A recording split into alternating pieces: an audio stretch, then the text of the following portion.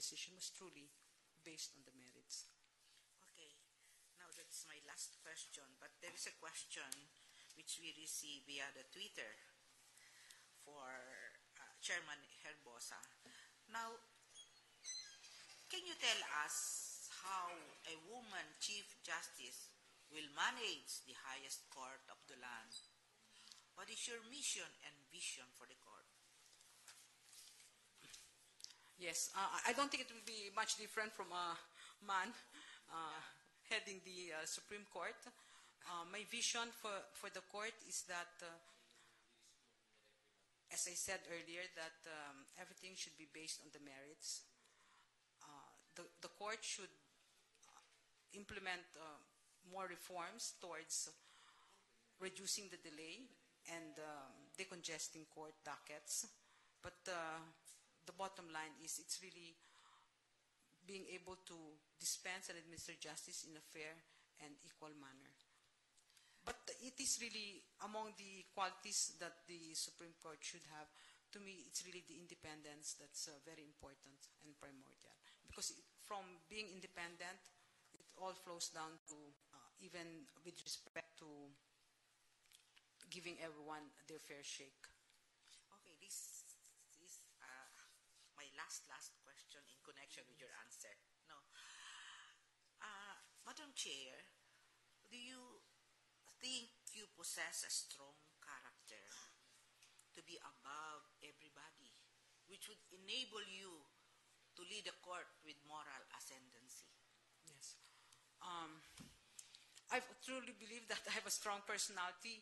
In fact, during my 33 years in Accra Law, and I headed the litigation department composed of 50 lawyers, mostly male, yes. And I was able to, I came into the, that position of being head of the litigation department of Accra Law at a time when so many other lawyers have left. And maybe they had no choice but to give it to me, being the one next in rank. How I'm going to manage this motley group of mostly young lawyers and try to regain the stature, the reputation of the litigation department of the office. But I was able to do it with the help of those young lawyers, and whom now have accomplished even perhaps more than I have, and I'm very proud of them. And it just takes a lot of consensus building, maybe persuasive skills on my part, and giving credit where credit is due to those who contribute to whatever job is at hand. Okay. In the SEC, I would say also that even if I was the newest appointee and the other 4 commissioners, of course, have their own distinct personalities, I think that there has been no problem us acting as a collegial body. Okay. On that note, Mr. Chair, I have no more questions for Chairman Herbosa. Thank you very much. Justice Hermo Sisimasena. Good morning. Good morning, Your Honor. Madam Chairman. When in Genesis, when God created man, he felt that Adam was lonely, and so he created woman from the rib of Adam. In your case, this is quite different. Don't you feel that God should give you a partner?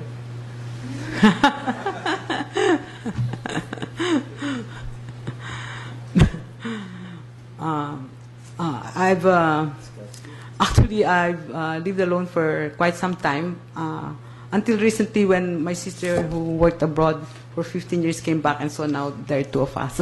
So I'm used to just being alone, Your Honor.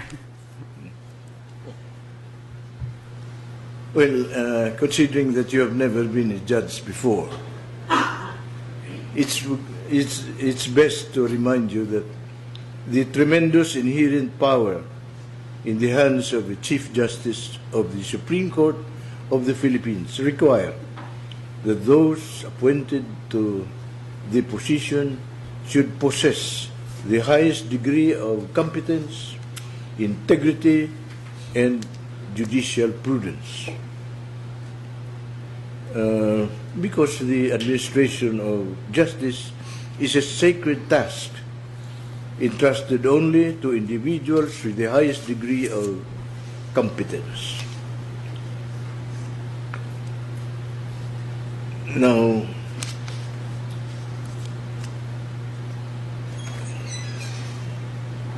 what makes you believe that you deserve the position of Chief Justice of the Supreme Court under these reminders? Thank you, Your Honor. Probably it's just a matter of self-confidence. Maybe it's something that I have come to that conclusion because of 33 years of private practice and 1.5 years of government service. Not in my wildest dream did I ever think that I would have this opportunity to apply not only for a justice position but for the Chief Justice position, no less. It would probably be a leap of faith on the part of the appointing authority to choose any one of us, but I could see that all my co-nominees I would think have all those qualifications. I would like to think that heading the Supreme Court does require all those qualities, because even if you say that you're a graduate of law, you're a lawyer, you've taken your master's and all, it's probably through constant reading of Supreme Court decisions that you'll get to feel how law should be interpreted, and I've done that for 33 years. When it comes to independence, I've already explained my independent thinking from way back. Even my former partners in the office can probably attest to the fact that I'm willing to assert what I think should be done, what is just and right under the circumstances. And as to relationships with other people, I've, in my whole life, felt that people's skills are very important, and I've always trusted and have faith in other people to always act in a civil and reasonable manner, and that there's no one, especially occupying such a high position of Justice of the Supreme Court, who would not be able to discuss matters calmly and arrive at a reasonable decision. It's probably a matter of using persuasion, at the same time my skills in argumentation, but I'm sure that even the others would not anymore consider whether you're an outsider or you're a woman. It's probably how effective, how sincere you are in dealing with them. We are aware of your excellent academic values, but don't you think that before being Chief Justice, one should first be an associate, at least an associate justice, or